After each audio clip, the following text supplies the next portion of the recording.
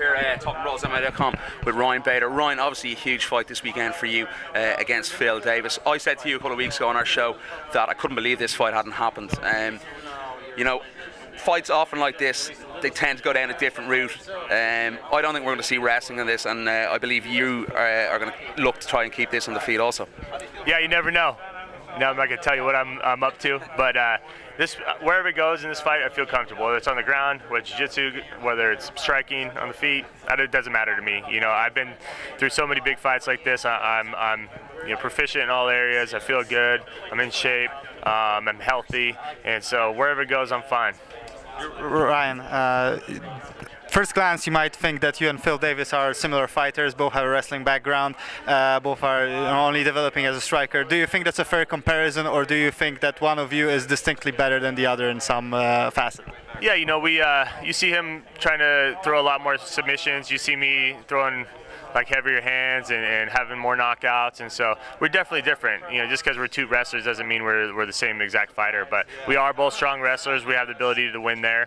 I believe I have more ways to win. I believe I can power both my hands and can put them away at any moment. You know, he has good submissions, so do I. You know, we're both proficient in that area too, so I can sit here and make predictions all the time, but you never know until you go out there and see what he's trying to do and see if what your game plan is working too. You might have to change it. We'll see what happens. So let's talk about your hand. Obviously, you spoke to me last week.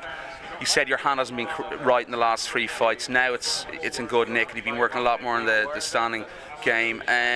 How is the hand, first of all? Oh, it's awesome. Yeah, it's a non-issue, not thinking about it, which is nice for a change. My other training camps, I had to kind of work around it, and you always have that doubt in the back of your mind if you're going into a fight, and you ask yourself, did I do everything I needed to do to be successful? Am I in the best shape I could be in? And in the other ones, it was no, because I couldn't train the way I needed to. Now it's totally healed up, and I have no doubts in this, so I look back, I know I did everything I needed to do. So that's kind of refreshing going into this fight.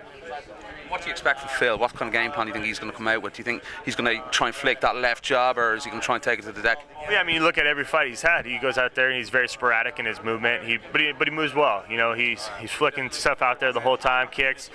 He's constantly moving. He's looking for that takedown, and he's looking for that reshot after that first takedown if he fails. You know, and he looks to get good position and you know, ride it out and throw heavy punches from the top. You know, that's his kind of MO, and so that's what I expect.